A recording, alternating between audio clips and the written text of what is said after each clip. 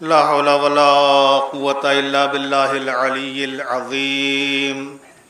أعوذ بالله من الشيطان اللعين الرجيم. بسم الله الرحمن الرحيم.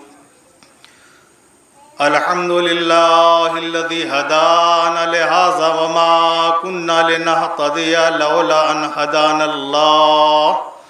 لقد جاءت رسل ربنا بالحق والصلاة والسلام على أشرف الأنبياء والمرسلين وخاتم النبيين ورحمة للعالمين المخاطب بطه وياسين الرسول المعيد المصطفى الأحمد أبي القاسم محمد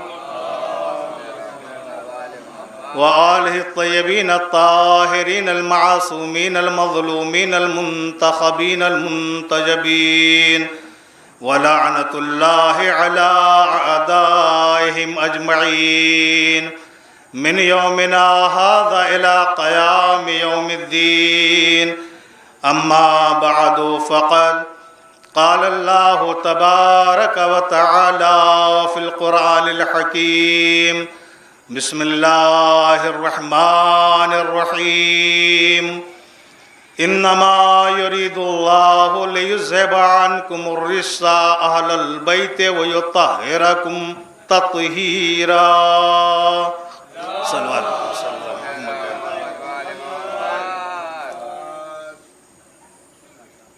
عزیزان گرامی، میں نے آپ کے سامنے قرآن مجید کی مشہور و معروف آیہ وافی ہدایہ کی تلاوت کا شرف حاصل کیا.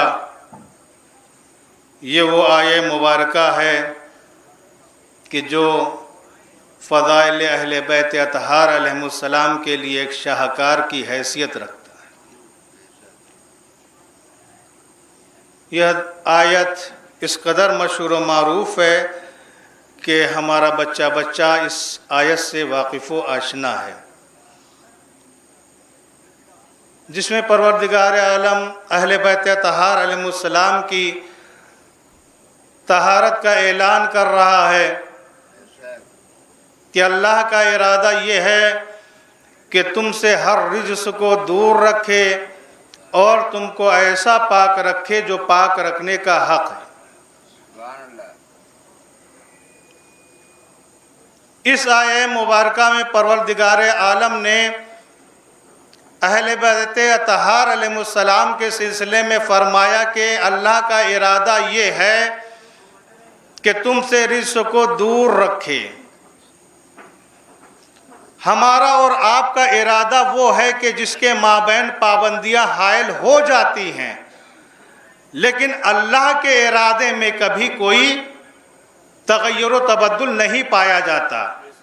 ہمارا ارادہ اور ہوتا ہے جو باطل ہو جاتا ہے، لیکن اللہ کا ارادہ کبھی باطل نہیں ہوتا. آیت میں ہے کہ اللہ کا ارادہ یہ ہے کہ تم سے رجس کو دور رکھے. آئیے اسی قرآن میں پہلے اللہ کا قریب دیکھتے ہیں. قرآن مجید میں جہاں جہاں بھی ذکر معاد ہے، قیامت کا ذکر ہے، مثلا ارشاد ہوتا ہے کہ اقتربت الساعہ، اے انسانوں، اے زمانے والوں، قیامت قریب ہے، قیامت آنے والی ہے. آدم آئے، لوگوں کو ہدایت کرتے رہے، اعلان کرتے رہے، اے زمانے والوں اعمال صالحہ کی بجاوری کرو چونکہ قیامت قریب ہے، قیامت آنے والی ہے. نوح آئے، نوح کا یہی اعلان تھا، اے زمانے والوں، دنیا والوں، اچھے اچھے اعمال بجا لاؤ، قیامت قریب ہے. 1,24,000 انبیاء کا یہی اعلان تھا، اے دنیا والوں، اے زمانے والوں، قیامت قریب ہے، قیامت قریب ہے، قیامت آنے والی ہے. تو عزیزو، قرآن مجید میں آج تک یہ آیت موجود ہے، قیامت قریب ہے، مگر قیامت آج تک نہ آئی. تو دنیا کو سوچنا چاہیے کہ جس خدا کا قریب قریب اتنا دور ہے، اس خدا کا دور کتنا دور ہوگا؟ صلوات پہ محمد وآل محمد پر۔ قیامت آج تک نہیں آئی، اس آیت میں اللہ اعلان کر رہا ہے اہل بیت اطہار تم سے ہم نے تم سے رزق کو دور رکھا اور تم کو ایسا پاک رکھا جو پاک رکھنے کا حق۔ یہاں پہ لوگ وَيُطَهِّرَكُمْ کا ترجمہ کرتے ہیں کہ پاک کرے۔ میرے عزیزو، پاک وہ چیز کی جاتی ہے کہ جو نجس ہو۔ اہل بیت اطہار علیہ السلام کی ذوات مقدسہ وہ ہیں کہ جن کو خدا نے اپنے نور سے پیدا کیا، کہ جہاں پاکیزگی ہی پاکیزگی، طہارت ہی طہارت ہے۔ یہاں نجاست کا وہم و گمان و تصور بھی نہیں کیا جا سکتا۔ پاک چیز پاک رکھی جاتی ہے، نجس چیز پاک کی جاتی ہے۔ میں قرآن مجید سے تمثیل پیش کروں کہ جب جناب ابراہیم اور جناب اسماعیل خلیل و ذبیح نے بیت اللہ کی تعمیر کا اکمال کیا، جب جناب ابراہیم اور جناب اسماعیل نے خانہ کعبہ کی تعمیر کو مکمل کیا تو اس وقت حکم پروردگار ہوا، کیا ہوا؟ طاہرہ بیتی للطائفین والعاکفین، اے ابراہیم و اسماعیل میرے گھر کو پاک کرو۔ آپ اس ترجمے کو قبول کرتے ہیں؟ آپ اس ترجمے سے متفق ہیں؟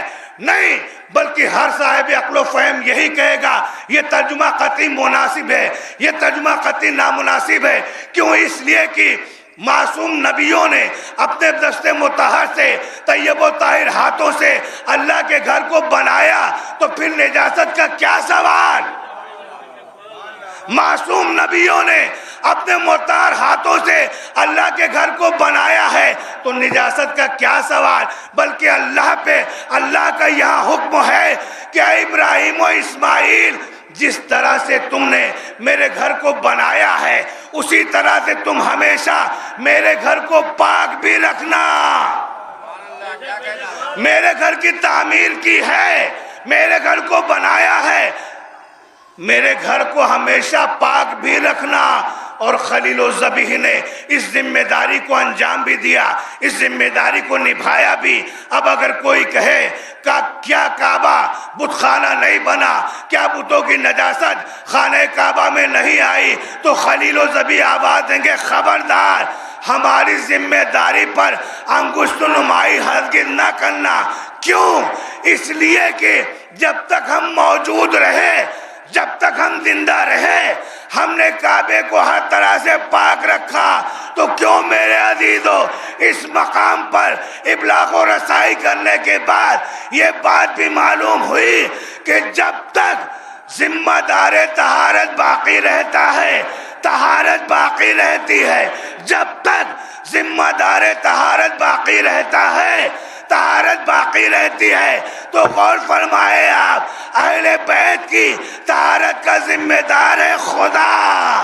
تو ماننا پڑے گا جب تک خدا باقی رہے گا طہارت اہل بیت باقی رہے گی۔ صلوات پہ محمد و آل محمد۔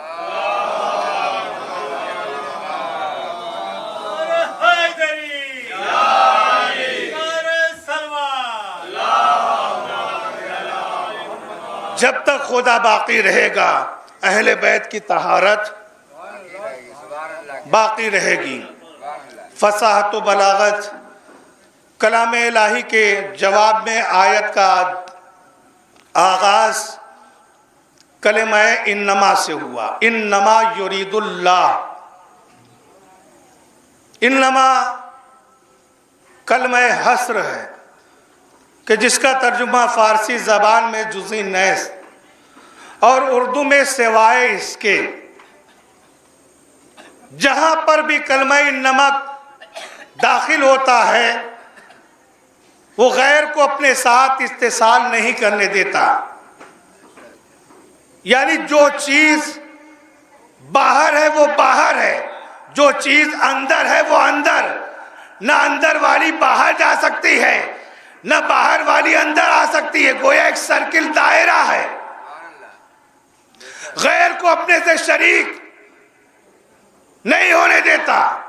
قرآن مجید میں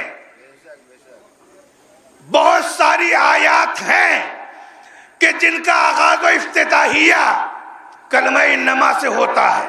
ارشاد ہوتا ہے کہ انما الخمر والمیسر والانصاب والازلام رجس من عمل الشیطان،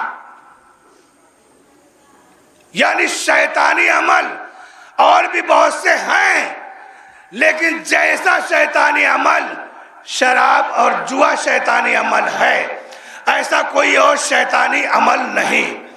ارشاد ہوتا ہے کہ انما حرم علیکم المیتۃ والدم ولحم الخنزیر، یوں تو حرام اور بھی بہت سے ہیں، لیکن جیسا حرام میتہ مردار اور لحم خنزیر جیسے یہ حرام ہے، ایسا کوئی اور حرام نہیں۔ ارشاد ہوتا ہے انما المشرکون نجس، یعنی نجاستیں تو اور بھی بہت سی ہیں، لیکن جیسی نجاست شرک کی نجاست ہے، ایسی کوئی اور نجاست نہیں۔ ارشاد ہوتا ہے انما بشر مثلکم یوحی الیہ، یعنی بشر تو اور بھی بہت سے ہیں، لیکن جیسا بشر میں محمد بشر ہوں، ایسا کوئی اور بشر نہیں۔ ارشاد ہوتا ہے انما نطعمکم لوجہ اللہ لا نرید منکم جزاء ولا شکورا، یعنی دعوتیں تو اور بھی بہت سی ہیں، لیکن جیسی دعوت سورہ دہر کی دعوت ہے، ایسی کوئی اور دعوت نہیں۔ ارشاد ہوتا ہے انما ولیکم اللہ ورسولہ والذین آمنوا الذین یقیمون الصلاۃ ویؤتون الزکاۃ وہم راکعون، یعنی ولی تو اور بھی بہت سے ہیں، لیکن جیسا ولی میں اللہ اور اس کا رسول اور وہ جو حالت رکوع میں زکوٰۃ دیتے ہیں، جیسے یہ ولی ہے ایسا کوئی اور ولی نہیں۔ بس میرے عزیزو، اسی طریقے سے ارشاد ہوتا ہے انما یرید اللہ لیذھب عنکم الرجس اہل البیت ویطہرکم تطہیرا،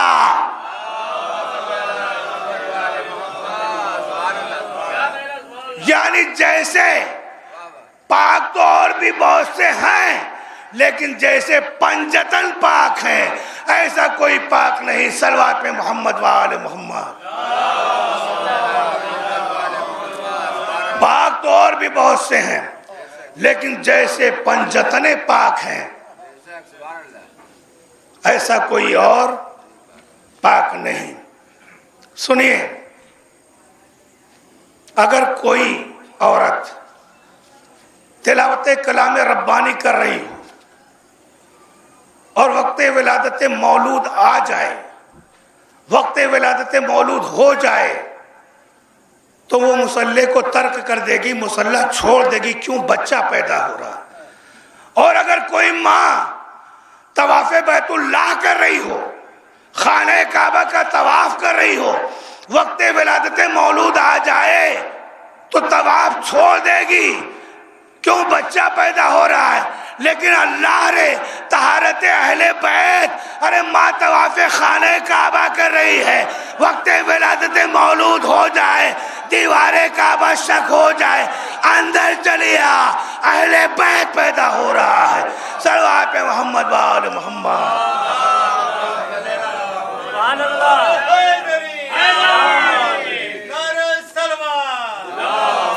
اہل بیت پیدا ہو رہا ہے۔ سبحان اللہ۔ دنیا کہتی ہے، بعض جوان ہم سے کہتے ہیں کہ ہمارا فلاں دوست جو ہے بہت اچھا ہے، بڑا نیک ہے، تمام خوبیوں کا محور ہے، لیکن اس کے اندر ایک نقص ہے۔ وہ کیا؟ کہ وہ یہ کہ وہ اپنی پیشانی در اہل بیت پر جبہہ رسائی نہیں کرتا، اپنی پیشانی در اہل بیت پہ خم نہیں کرتا، تو ہم اس علماء اس کا جواب دیتے ہیں اس کی کمی، اس کی کوتاہی، اس کی خامی نہیں ہے۔ اب جو بھی در اہل بیت پر اپنی پیشانی نہ رسائی کرے، اپنی پیشانی خم نہ کرے تو اس کی کمی نہیں ہے، اس کی کوتاہی نہیں ہے، بلکہ یہ قرآن کا اعلان ہے، اے اہل بیت ہم نے تم سے رزق کو دور رکھا، اب جو در اہل بیت پر نہ آئے سمجھ لو وہ رزق ہے، نجس ہے، نجس اہل بیت کے در پہ آ نہیں سکتا۔ صلوات پہ محمد وآل محمد۔ سبحان اللہ۔ وہ رزق ہے، نجس ہے، یہ آیت تطہیر کا پہرا ہے جو ہر کس و ناقص کو اس دہلیز پر آنے نہیں دیتا۔ لوگ کہتے ہیں ہم بھی اہل بیت کو مانتے ہیں، مسجد کی طرف کے سارے دروازے تو بند ہو سکتے ہیں لیکن اہل بیت کا دروازہ ہمہ وقت کھلا رہے گا۔ مسجد میں سارے دروازے بند کر دیے گئے لیکن اہل بیت کا دروازہ، پنجتن پاک کا دروازہ کھلا رہا۔ یہ دروازہ کیوں کھلا رہا؟ اس لیے کہ اس در پہ طہارت ہی طہارت ہے، پاکیزگی ہی پاکیزگی ہے۔ تو جن کے در سے نجاست کے گزرنے کا امکان تھا رسول نے ایسے سارے دروازے بند کرا دیے لیکن اہل بیت کا دروازہ ہمیشہ کھلا رہا۔ اہل بیت کا دروازہ ہمیشہ کھلا رہا۔ لوگ کہتے ہیں ہم بھی اہل بیت کو مانتے ہیں، ہم بھی اہل بیت کے شہدا، ہم بھی اہل بیت کے جانباز، ہم بھی اہل بیت کے فدائی، ہم بھی اہل بیت کے شہدائی۔ ارے کیا مانتے ہو؟ ماننے کا مطلب تو یہ ہے کہ جو جس مرتبے کا ہے اس مرتبے سے مانو، نبی کو نبی سمجھ کے مانو، امام کو امام سمجھ کے مانو، محمد کے نائب کو نائب سمجھ کے مانو، خلیفۃ اللہ کو خلیفۃ اللہ سمجھ کے مانو، حجت اللہ کو حجت اللہ سمجھ کے مانو۔ ہم سے پوچھئے ہم اہل بیت کو کیا مانتے ہیں؟ ہم اہل بیت کو اللہ کے امر کا والی مانتے ہیں، خدا کے علم کا خزانہ مانتے ہیں، سبحان اللہ۔ ارادہ ازلی سے ان کو پاک مانتے ہیں، خدا تک پہنچنے کا ان کو وسیلہ مانتے ہیں اور جنت تک پہنچنے کا ان کو راستہ مانتے ہیں۔ زمین پر انہیں خلیفۃ اللہ مانتے ہیں، بندوں پر انہیں حجت اللہ مانتے ہیں۔ صلوات پہ محمد وآل محمد۔ یہ جو الفاظ میں نے دہرائے یہ میرے الفاظ نہیں تھے بلکہ امام سجاد کے الفاظ تھے کہ امام سجاد نے صحیفہ سجادیہ میں بیان فرمایا۔ ایک اور صلوات پہ محمد وآل محمد۔ یہ اہل بیت اطہار علیہ السلام کی طہارت اور اس کا ذکر ہے۔ دمۃ الثاقبہ جلد اول صفحہ نمبر 494 شیخ مفید کے حوالے سے یہ بات تحریر ہے کہ عبداللہ ابن جازم کہتا ہے کہ ہم ہارون رشید کے ساتھ صحرا میں شکار کو گئے، صحرا میں کافی دور نکل گئے کہ دور سے دیکھا وافر تعداد میں ہرنیاں اپنا آذوقہ تلاش کر رہی ہیں، اپنا آذوقہ فراہم کر رہی ہیں۔ ہم خوش ہو گئے کہ وافر تعداد میں شکار مل گیا۔ ہمارے پاس باز اور کتے تھے، جیسے ہی ہم نے باز اور کتے چھوڑے تاکہ ہرنیوں کا شکار کرے، جیسے ہی باز اور کتے ہرنیوں کے قریب پہنچے، ہرنیاں مطمئن ہو کر سکون سے اطمینان سے ٹیلے کے گرد جا کے کھڑی ہو گئی۔ کتے دور ہٹ گئے، بعض واپس آ گئے۔ ہم نے سوچنا شروع کیا، غور کرنا شروع کیا، یہ بات کیا ہے، ماجرا کیا ہے، سبب کیا ہے کہ ہرنیاں خوف نہیں کھاتی، ٹیلے پہ جا کے پناہ گزی ہو جاتی ہیں، بعض اور کتے واپس چلے آتے ہیں۔ اب جب ہم نے دیکھا ہرنیاں پھر ٹیلے سے ہٹ کے چرنے میں مصروف ہو گئی، ہم نے بعض اور کتے چھوڑے تاکہ ہرنیوں کا شکار کرے۔ جیسے ہی بعض اور کتے ہرنیوں کے قریب پہنچے، ہرنیاں پھر اطمینان سے ٹیلے پہ جا کے کھڑی ہو گئیں۔ سبحان اللہ۔ بعض اور کتے واپس آ گئے۔ اب ہمیں حیرت ہوئی، یہ ماجرا کیا ہے؟ ہرنیاں جیسے بھی ٹیلے پہ جاتی ہیں معمول ہو جاتی ہیں، محفوظ ہو جاتی ہیں، اور بعض اور کتے ان کے قریب نہیں جاتے۔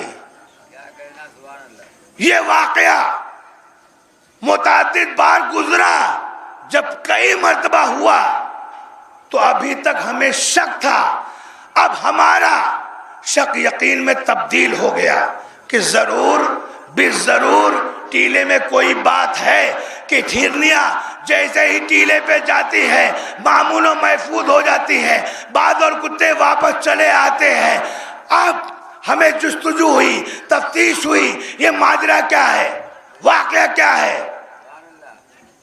ہارون رشید نے ہمیں حکم دیا، گھوڑے پر سوار ہو، علاقے میں پھیل جاؤ، تمہیں جو کوئی شخص ملے اسے لے کے میرے پاس آؤ۔ ہم گھوڑے پر سوار ہوئے اور علاقے میں گشت کرنے لگے کہ کوئی شخص ملے اسے لے کے ہارون کے پاس آئے۔ ہمیں ایک بوڑھا ضعیف العمر شخص ملا جو بکریاں چرا رہا تھا، ہم اسے پکڑ کے ہارون کے پاس لائے۔ ہارون نے پوچھا، یہ بتا اسی علاقے کا رہنے والا ہے؟ کہاں، یہیں کا باشندہ ہوں۔ ہارون نے پوچھا، بتا ٹیلے میں کیا ہے؟ اس نے کہا، اگر جان بخشی کا، جان کی سلامتی کا وعدہ کرے تو جو کچھ علم ہے تعلیم کروں، بتلاؤں۔ کہاں تیری جان کی سلامتی ہے، بتا ٹیلے میں کیا ہے؟ تو اس نے کہا، یہ اللہ اور اس کے رسول کی طرف سے ایک مقدس حرم ہے، یہاں کوئی نجس جانور یا درندہ نہیں جا سکتا، جو چیز بھی اس کی پناہ لیتی ہے وہ محفوظ ہو جاتی ہے۔ یہ سننا تھا۔ ہارون نے کہا، پہلیاں نہ بجھا، سچ بتا، حقیقت سے آشنائی دے۔ ایک مرتبہ اس ضعیف العمر شخص نے کہا کہ ٹیلے میں امیر المومنین حضرت علی ابن ابی طالب علیہ السلام کا ٹیلے میں مولا کائنات کا مدفن ہے۔ کیوں میرے عزیزو، کیوں میرے سامعین، کیوں میرے سننے والوں، آپ نے غور فرمایا ابھی مولا کا روضہ تعمیر نہیں ہوا تھا، نہ کوئی پاسبان تھا، نہ کوئی محافظ تھا، نہ کوئی نگراں تھا، تو آخر ان نجس جانوروں کو مولا کی قبر پر جانے سے کون سی چیز روک رہی تھی؟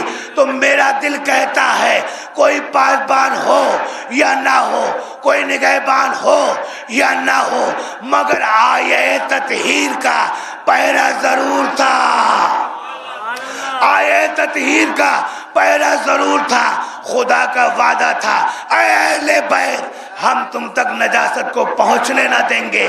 تو وعدہ الہی یوں پورا ہوا، کتے قدم آگے نہ بڑھا سکے، اور اگر کبھی کسی گستاخ نے شراب لے کے جانا چاہی تو سرکہ بن کے پاک ہو گئی۔ صلوات پہ محمد وآل محمد۔ نادر شاہ درانی مولا کے مدفن پر شراب لے کے گیا تھا، سرکہ بن کے پاک ہو گئی۔ یہ مولا امام عالی مقام کا مرتبہ، یہ اہل بیت اطہار، نجاست کبھی بھی ان کے در پر نہیں جا سکتی۔ بلکہ علامہ زمخشری نے ایک طولانی ترین بحث کی ہے اور انہوں نے ایک جملہ تحریر فرمایا ہے، رجس کی بہت ساری صنفیں اور قسمیں ہیں، کلو رجس مسلوب عن اہل البیت، رجس کی ہر صنف، ہر قسم، ہر کوالٹی اہل بیت سے دور ہے۔ اب ہمارے معاشرے میں، ہمارے سماج میں جو باتیں رجس شمار ہوتی ہیں وہ تمام چیزیں اہل بیت سے دور ہیں۔ مثلا الجہل رجسن، جہل، نادانی رجس ہے اور اہل بیت سے رجس دور ہے، تو اب اس دروازے پر علم ہی علم ہوگا۔ الکفر رجسن، کفر رجس ہے اور رجس در اہل بیت پر آ نہیں سکتا، لہذا اس دروازے پر ایمان ہی ایمان، اسلام ہی اسلام ہوگا۔ آپ خود شمار کے لیے صلوات پڑھیں محمد وآل محمد۔ میں نے مولائے کائنات کے مزار کا مرتبہ بیان کیا، بعد شہادت مولائے کائنات کی قبر پر نجاست نہیں پہنچ سکی، تو اس علی کی زندگی کو دیکھیے، وہی علی ہے کہ جو اللہ نے جس کو خانہ کعبہ میں پیدا کیا۔ میں ایک جملہ اور کہہ دوں، آج زمانے میں جتنی بھی فقہیں پائی جاتی ہیں ان تمام فقہوں کا متفقہ فیصلہ ہے، طہارت کے عنوان سے، طہارت کے ضمن میں متفقہ فیصلہ ہے، اگر کسی چیز کی طہارت کا علم ہم کو نہیں ہے تو طہارت کے معلوم کرنے کے 3 ہی طریقے ہیں۔ پہلا طریقہ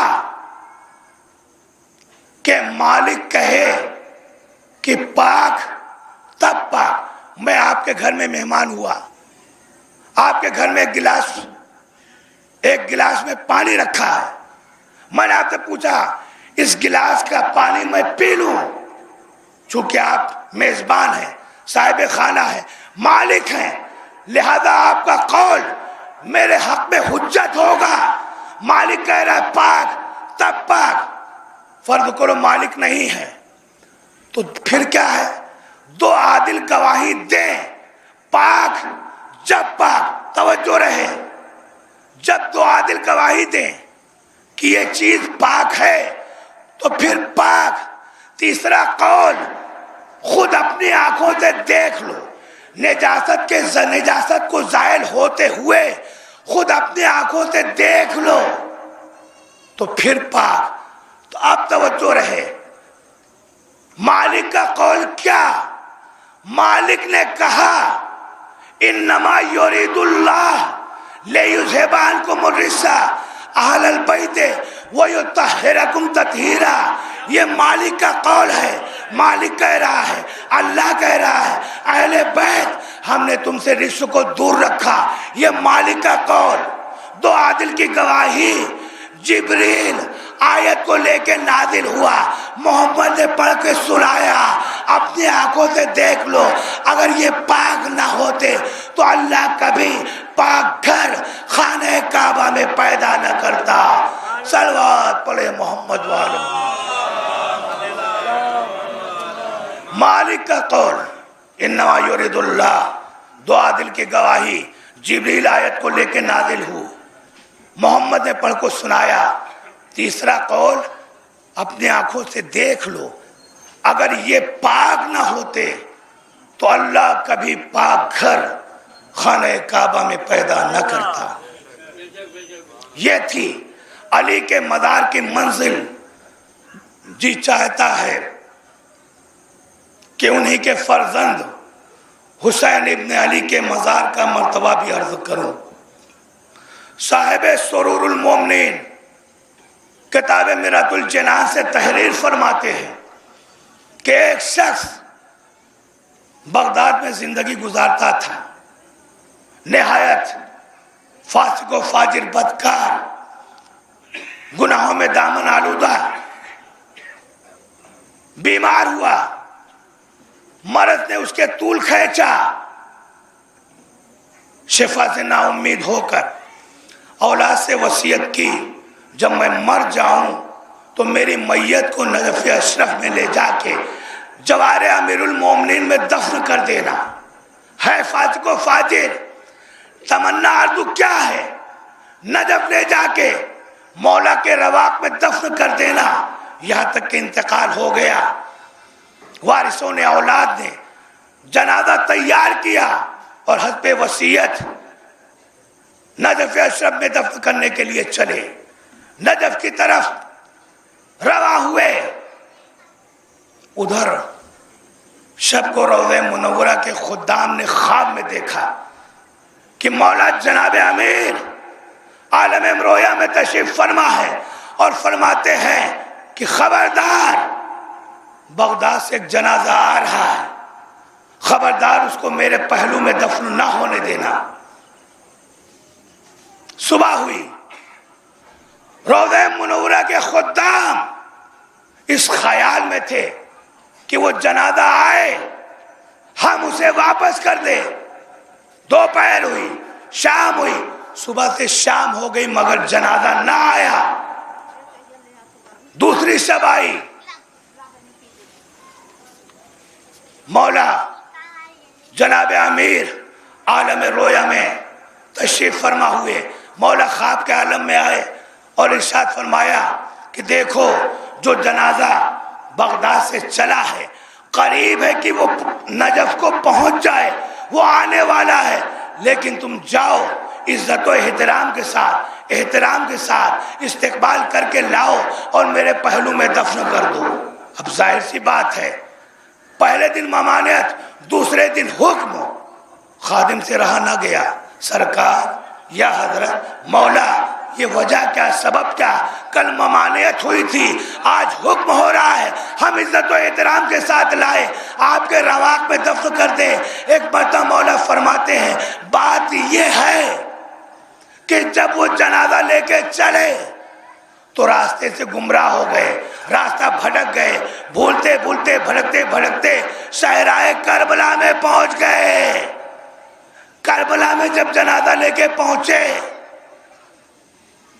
غبار کربلا بلند ہو کے اس کے جنازے پر آ رہے جنازہ اب اس قابل ہو گیا کہ میرے پہلو میں دفن ہو پس خاک شفا اس کی بیماری گناہ کی دوا بن گئی جنازہ اس قابل ہو گیا میرے پہلو میں دفن ہو تو عزیزو اہل بیت اطہار علیہ السلام پاک ہیں اور ایسے پاک ہیں کہ جس زمین میں یہ دفن ہو جائے وہ زمین بھی پاک ہو جائے اور جو ان کے دامن سے متمسک ہو جائے وہ بھی پاک ہو جائے صلوات پڑھے محمد وآلہ اہل بیت پاک ہیں ایسے پاک ہیں جس زمین میں یہ دفن ہو جائے وہ زمین بھی پاک ہو جائے جو ان کے دامن سے متمسک ہو جائے وہ بھی پاک ہو جائے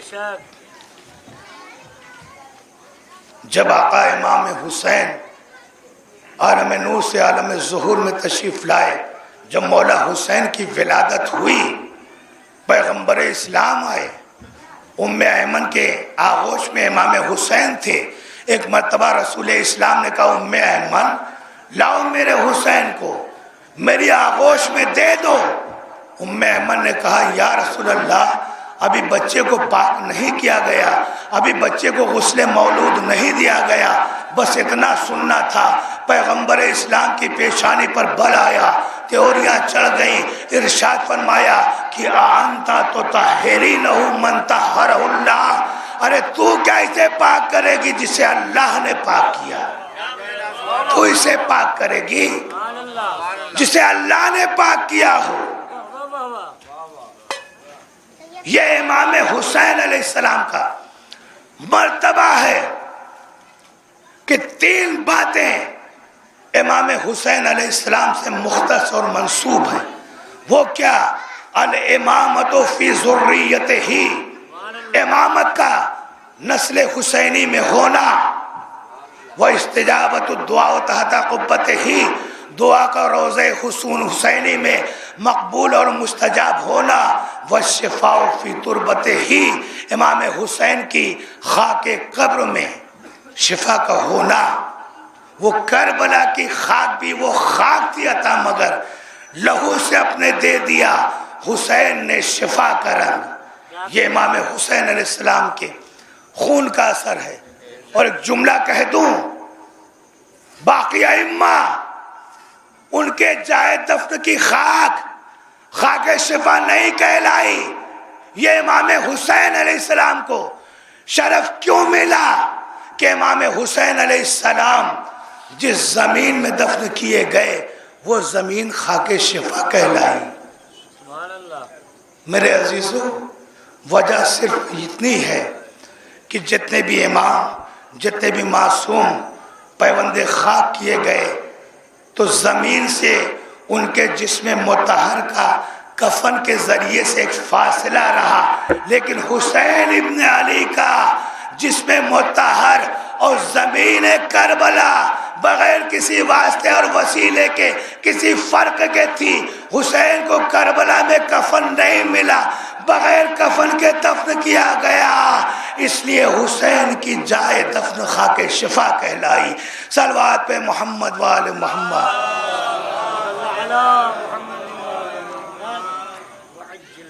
بہت ساری باتیں تھی، بات امام حسین ابن علی تک پہنچی۔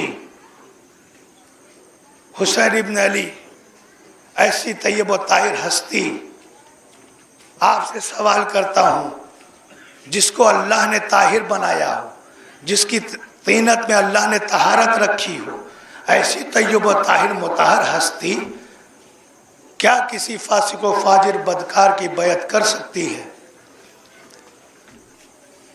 اور امام حسین علیہ السلام نے دربار ولید میں یہی بات کہی تھی کہ یزید رجل شارب الخمر وملعن الفسق، یزید فاسق و فاجر ہے، بدکار ہے، کھلم گناہ کبیرہ کا مرتکب ہے۔ مثلی لا یبایع مثلہ، مجھ جیسا یزید جیسے کی بیعت ہرگز نہیں کر سکتا۔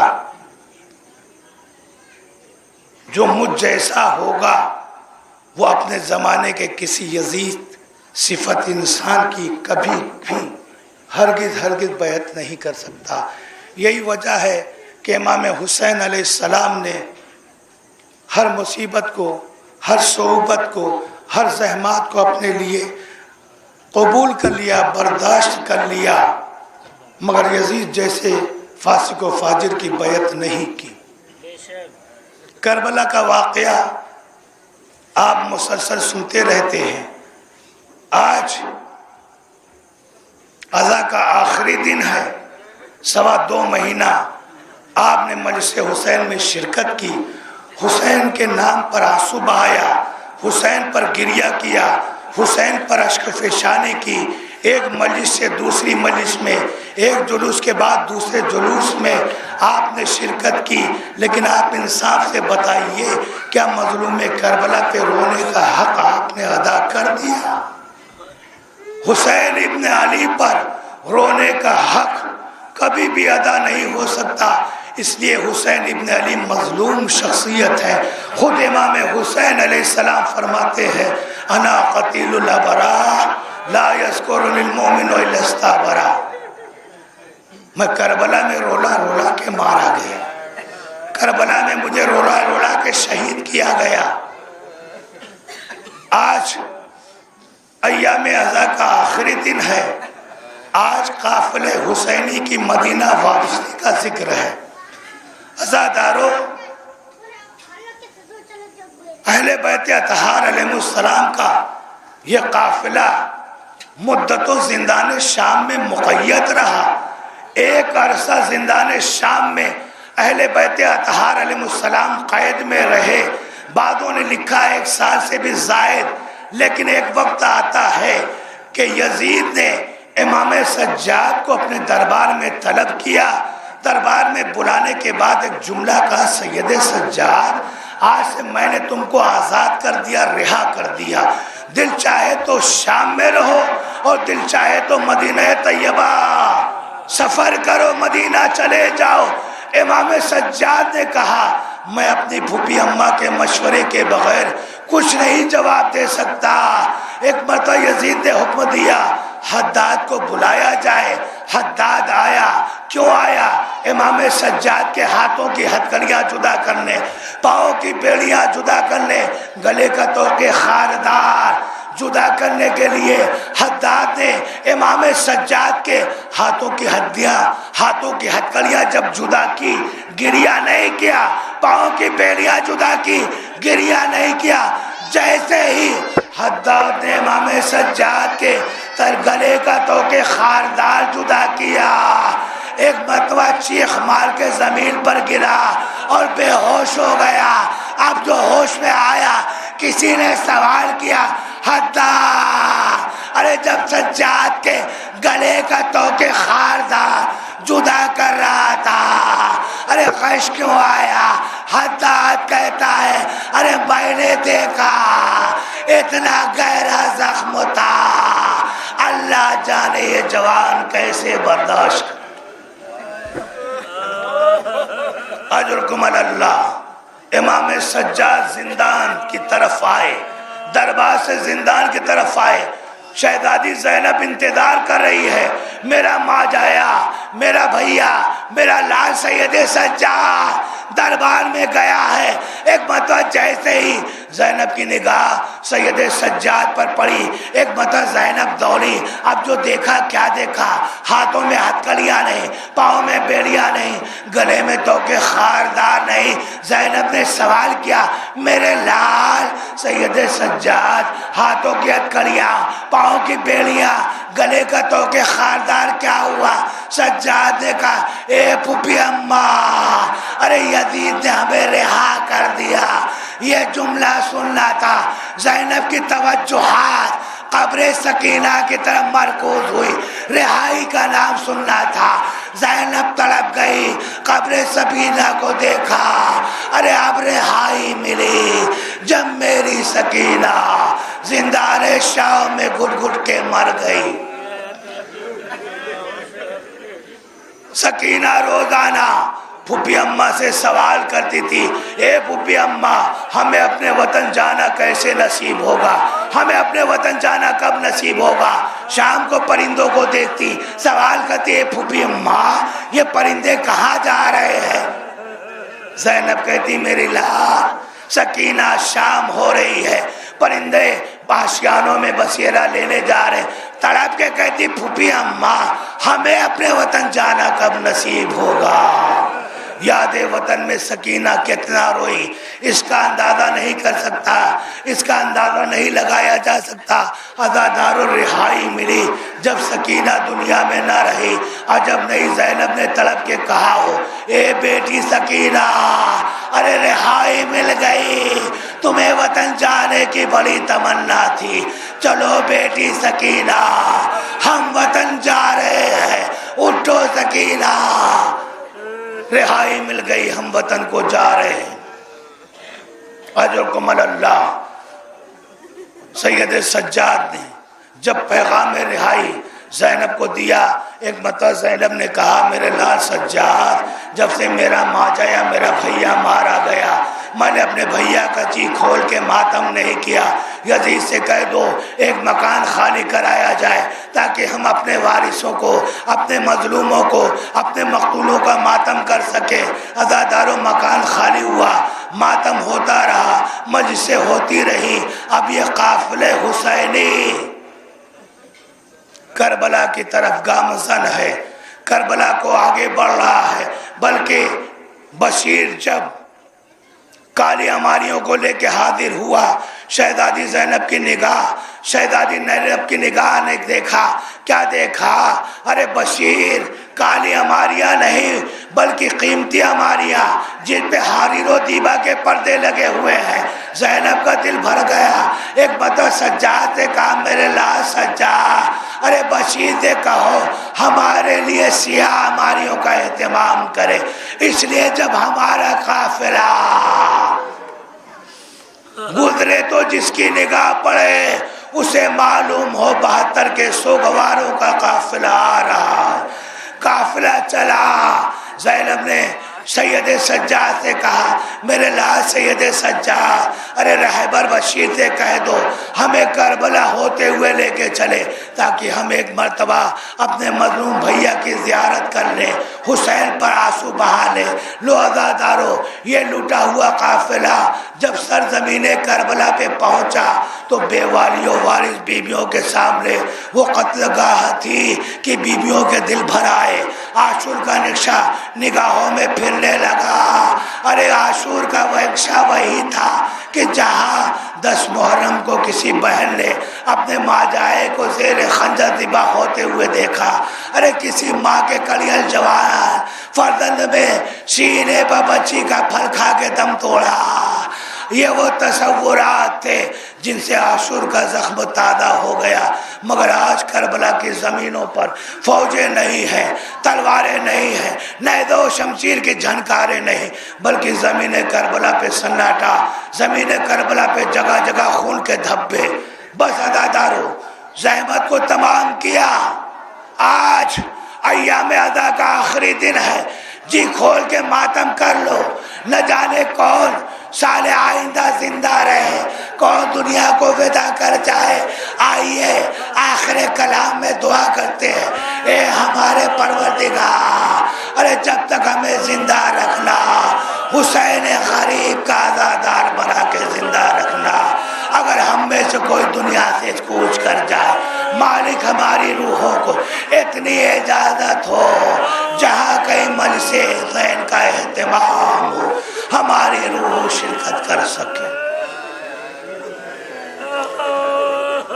جب کربلا میں شہزادی زینب پہنچی، اسی روز جابر بن عبداللہ انصاری جو ظاہر اول سید الشہداء ہے، جابر زیارت کے ارادے سے کربلا آئے، فرات میں غسل کیا، ردا اوپر ڈالی، لنگی بات کا ذکر خدا کرتے ہوئے قبر حسین کی طرف آئے۔ تاریخ کہتی ہے جیسے ہی جابر قبر حسین پر پہنچے، اپنے آپ کو قبر پر گرا دیا، بیان شروع کر دیا، مولا آپ کو ظالموں نے 3 دن کا بھوکا پیاسا شہید کر دیا، مولا آپ کے لاشے پر آپ کے لاشوں کو گھوڑوں کی ٹاپوں سے پامال کیا گیا، مولا آپ کے خیموں میں آگ لگائی گئی۔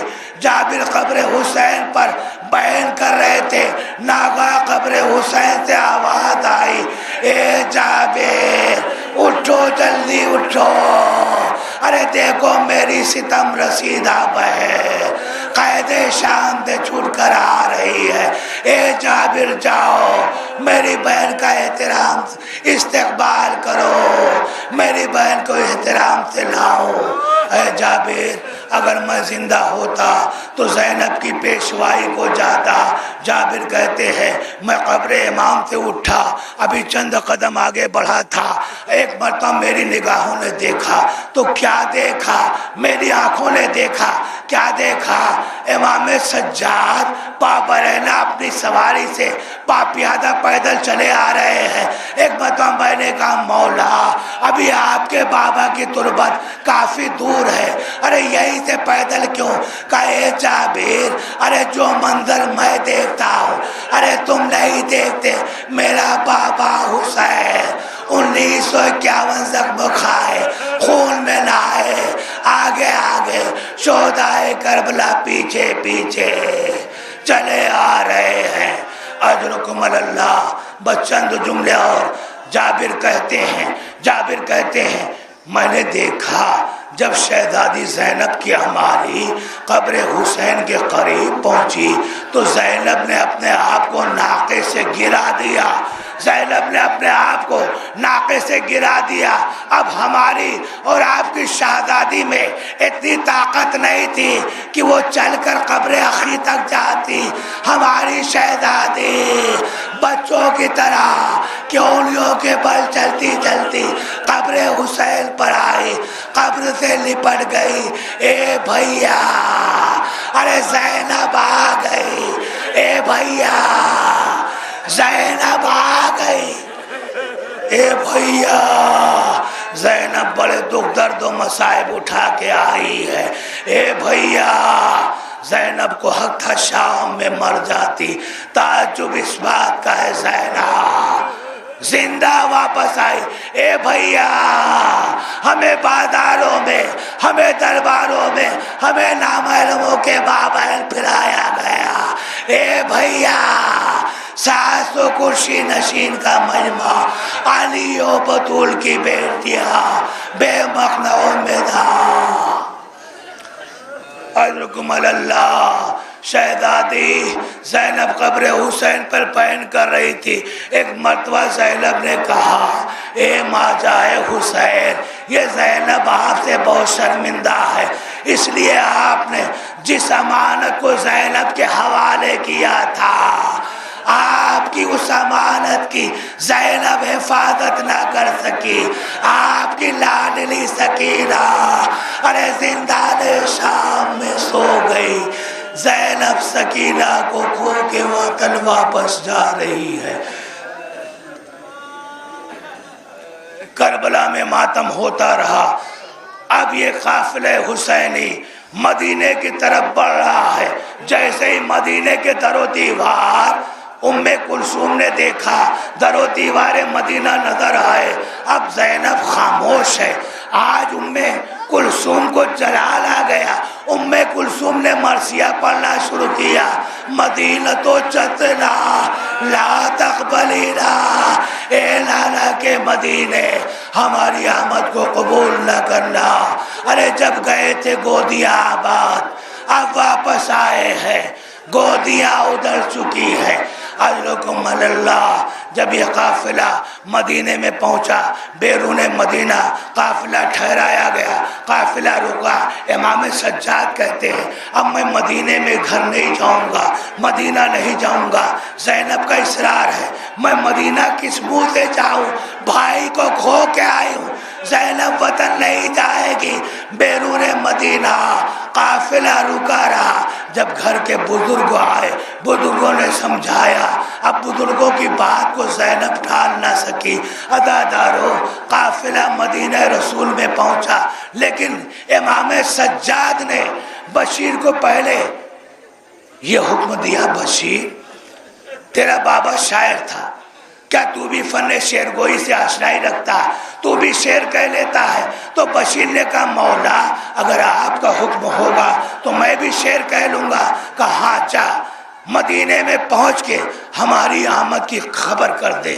بشیر گھوڑے پر سوار، گلے میں شال ادا ڈالے ہوئے مدینہ رسول میں آیا. ایو الناس، اے لوگو، الا قتل الحسین بکربلا، الا ذبح الحسین بکربلا. اے کربلا کے رہنے والے، اے مدینے کے رہنے والوں، ارے جو قافلہ 28 رجب کو مدینے سے گیا تھا وہ قافلہ آ گیا، لیکن قافلہ تو آیا ہے، حسین نہیں آئے. حسین کربلا میں 3 دن کے بھوکے پیاسے شہید کر دیے گئے. اب بشیر کہتا ہے میں نے جب اعلان کی، خبر کیا تو مدینے کے ہر گھر کے دروازے کھلنے شروع ہو گئے. مدینے کا ایک ایسا دروازہ جو مرکزی شہر میں مرکزی مقام پہ تھا، اب جو دروازہ کھلا تو میں نے کیا دیکھا کہ ایک ضعیفہ ہے جو کسی بچی کی انگلی پکڑے ہوئے ہے. ضعیفہ کے سر کے بال سفید ہیں. بشیر کہتا ہے کہ جب وہ ضعیفہ نکلی، ضعیفہ کے ساتھ ایک بچی جو ٹھوکر کھا کے زمین پر گری، مجھے نہیں بھولتا. وہ ضعیفہ آگے کہتی ہے بشیر یہ بتا قافلہ آیا ہے، کوئی آیا بھی ہے؟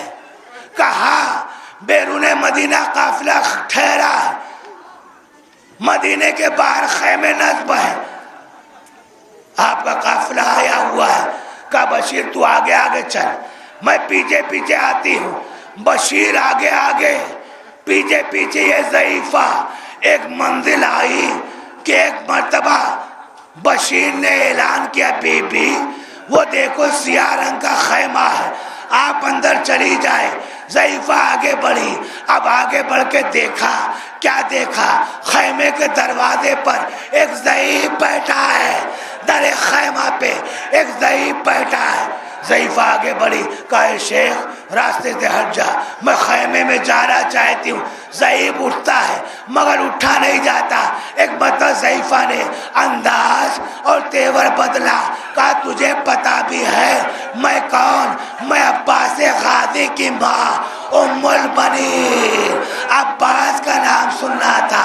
اس ضعیف نے جسم کی طاقت سمیٹی, لرزتے ہوئے پیشانی پہ رکھا, اے دادی اماں آپ پر میرا سلام. یہ سننا تھا. ضعیفہ نے کہا ارے تو کون ہے جو مجھے سلام کرتا ہے؟ سید سجاد نے کہا اے دادی میں سید سجاد زین العابدین. ام البنین نے کہا میرے لال 22 سال کی زندگی میں سر کے بال سفید, کمر خمیدہ ہو گئی. کہے دادی اماں بابا کی شہادت کے بعد سید سجاد بوڑھا ہو گیا, اتنے مصائب پڑے کہ میں ضعیف ہو گیا. اجرکم اللہ. قافلہ مدینے میں پہنچ گیا. بس آخری بات اور آپ کی زحمت تمام. مدینے میں قافلہ ٹھہرا. شہزادی زینب کا قیام حسین کے گھر میں ہے. زینب اپنے گھر عبداللہ کے گھر نہیں گئی بلکہ شہزادی زینب کا قیام امام حسین کے گھر میں ہے. عبداللہ کا دستور ہے کہ وہ روزانہ صبح کو آتے ہیں, شام تک بیٹھتے ہیں, شام کو چلے جاتے ہیں. ایک دن کافی دیر تک بیٹھے رہے. سید سجاد آگے بڑھے, کہا پھوپا آپ مجھ سے کچھ کہنا چاہتے ہیں؟ عبداللہ نے کہا ہاں سید سجاد کہنا تو چاہتا ہوں لیکن زبان کو یارا نہیں, زبان میں طاقت نہیں, میں کس زبان سے کہوں؟ نہیں پھوپا آپ کو کہنا ہوگا, آپ بتائیے تو صحیح. کہا سید سجاد آپ اپنی پھوپھی اماں سے کہہ دیں اگر وقت مل جائے تو کچھ لمحہ میرے گھر میں گزار لیں. سید سجاد گھر میں آئے, پھوپھی اماں کے پاس. اے پھوپھی اماں, پھوپھا ایسا ایسا کہہ رہے تھے, آپ تھوڑی دیر کے لیے صحیح عبداللہ کے گھر تشریف لے جائے. زینب نے کہا میرے لال سید سجاد جب بھائی نہ رہا تو گھر کہتا, بیٹے نہ رہے تو گھر دیتا. ارے زینب کس منہ سے اپنے گھر کو جائے؟ کہا نہیں پھوپھی اماں عبداللہ کا اصرار ہے, آپ کو عبداللہ کے گھر جانا ہوگا. ایک مطلب زینب نے کہا سجاد اگر تمہارا اصرار ہے تو لو زینب آج عبداللہ کے گھر جاتی ہے, عبداللہ کے گھر جاتی ہے. زینب عبداللہ کے گھر میں پہنچی, دہلیز کو عبور کیا, صحن خانہ میں پہنچی, ایک ٹیلے پر بیٹھ گئی. اب زینب کو کچھ خیال آیا, ارے یہ گھر وہی گھر ہے جہاں زینب بیاہ کے آئی. ارے اس گھر میں میرے 2 شہزادے اون و محمد پروان چڑھے, میرے اون و محمد پیدا ہوئے. ایک مطلب زینب کی جب نگاہ اون و محمد کے مصلی پر جا ٹھہری, اب زینب سے برداشت نہ ہوا. زینب چیخیں مار مار کے رونے لگی, کربلا کا رخ کیا.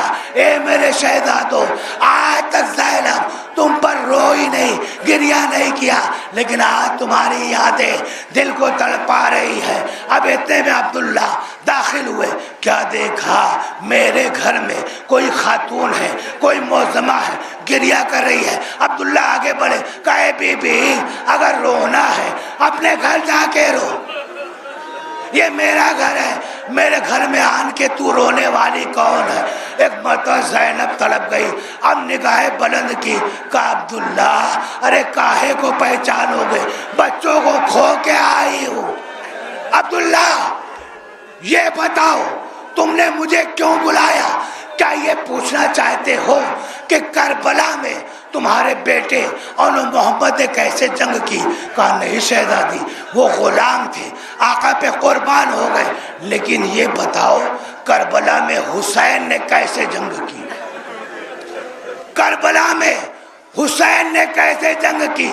اس لیے کہ صفین کے میدان میں علی کا جملہ تھا، میرا سب سے بہادر بیٹا حسین ہے۔ حسین نے کیسے جنگ کی؟ زینب کو جلال آ گیا، کہا اے عبداللہ کیا پوچھتے ہو؟ جب عباس مارے گئے، اکبر مارے گئے تو میرا ماجایا حسین دونوں ہاتھوں میں تلواریں لیے ہوئے جنگ کرتا جاتا تھا، کہتا جاتا تھا بوڑھے کی جنگ دیکھو، پیاسے کی جنگ دیکھو، اس کی جنگ دیکھو جس کا جوان مارا گیا، جس کا برابر کا بھائی عباس مارا گیا، دونوں ہاتھوں میں تلواریں لیے ہوئے میرا ماجایا حسین جنگ کرتا جاتا ہے، کہتا جاتا ہے۔ ایک مرتبہ عبداللہ نے کہا نہیں شہزادی، کربلا کی جنگ کا نقشہ کھینچ کر بتاؤ۔ اب زینب سے بھی رہا نہ گیا، زینب نے جلال کے عالم میں ہاتھوں کو بلند کر کے میرے ماجائے حسین نے اس طرح سے جنگ کی، جنگ کا نقشہ شہزادی زینب کھینچ رہی تھی۔ ایک مرتبہ زینب کے بازوؤں سے ریدا جو سرکی، عبداللہ کی نگاہ زینب کے بازوؤں پر جا ٹھہری، طلب کے پوچھا اے بی بی، اے شہزادی، یہ تمہارے بازوؤں پر یہ نشان کیسے ہے؟ کہ عبداللہ کیا پوچھتے ہو؟ ارے بھیا حسین کی شہادت کے بعد انہی بازوؤں میں ریشمان ظلمہ دی گئی۔ اتنا سننا تھا، عبداللہ کو جلال آیا، تلوار اٹھائی، مگر سے باہر نکلے۔ ارے کسی نے سجاد سے کہا اے سید سجاد غضب ہو گیا، آج عبداللہ کو جلال آ گیا۔ امام سجاد آگے بڑھے، سینے سے لگا لیا، اے پھپھا ارے صبر کرو سا، آپ نے صرف سنا دیکھا نہیں، سجاد سے پوچھو۔ یہ سارے مناظر سجاد کی نگاہوں کے سامنے رونما ہوئے۔ ہائے سجاد نے کیسے برداشت کیا، اے پھپھا صبر۔ الا لعنت اللہ علی القوم الظالمین وسيعلم الذين ظلموا أيام منقلب ينقلبون مات من حسین۔